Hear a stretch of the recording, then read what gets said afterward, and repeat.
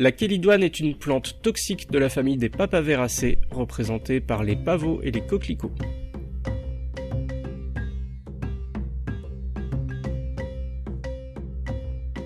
Elle pousse au pied des murs, sur le bord des chemins, dans les friches, bref, tous les lieux un petit peu impies dans lesquels il y a eu un enrichissement en azote et éventuellement en calcaire. Avant de voir ses caractéristiques botaniques, on peut déjà dire qu'on la reconnaît surtout à son latex jaune-orangé. Les fleurs sont de couleur jaune à 4 pétales et aux étamines bien dressées.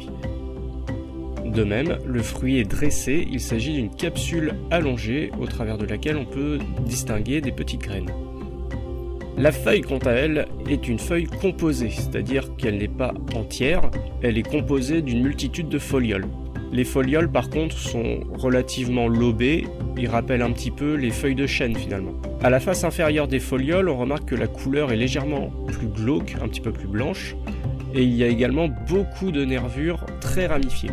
Rien qu'avec ça, vous devriez être capable de pouvoir reconnaître la chélidoine de loin. Retournons voir le latex jaune-orangé, qui est toxique bien entendu, mais qui est quand même intéressant sur le point de vue médicinal. Ce latex contient des substances antimitotiques. Pour faire simple, ça empêche la multiplication des cellules infectées par le virus responsable des verrues.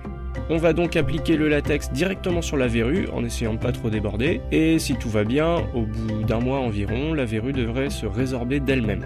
Dans certains anciens livres sur les herbes médicinales, on peut apprendre que la chélidoine est utilisée pour soigner des troubles digestifs, mais comme elle est toxique, on va absolument éviter de l'utiliser en interne et on va se contenter de badigeonner la verrue ou alors de faire un petit cataplasme.